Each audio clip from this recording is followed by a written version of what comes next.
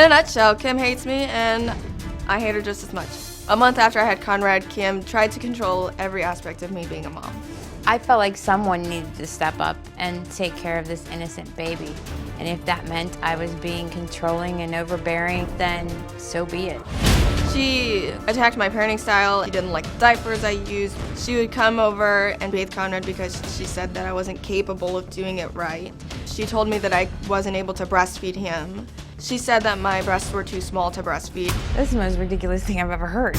Kim was constantly butting into our lives. She would show up to our house unannounced. If she came in and she saw that the dishes weren't clean, Kim would threaten to evict us. Kim said that our relationship was garbage, but Kim didn't help because she was always stirring up drama.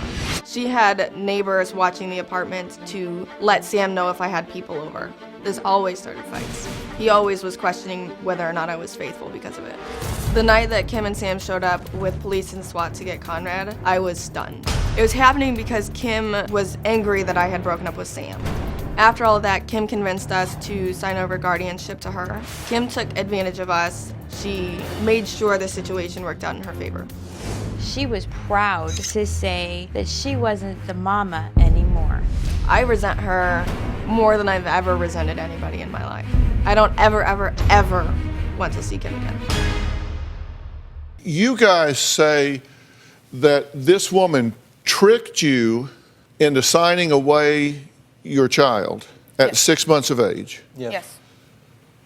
And now is holding this child hostage unless and until you meet some outrageous formula that she's come up with before she gives him back. So she tricked you into it, is holding him hostage, pending some outrageous hill that you have to climb that would be virtually impossible to climb. Basically, yes.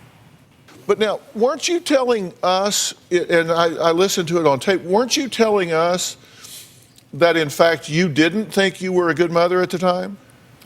I didn't think that I was ready or knew what I was doing. I was 600 miles away from my mom, so I was basically lost on how to take care of a baby. Okay, so that's a yes. Mm-hmm.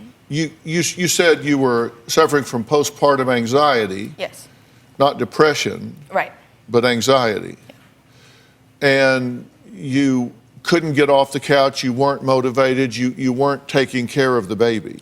No, he was taking care of everything else that I didn't take care of.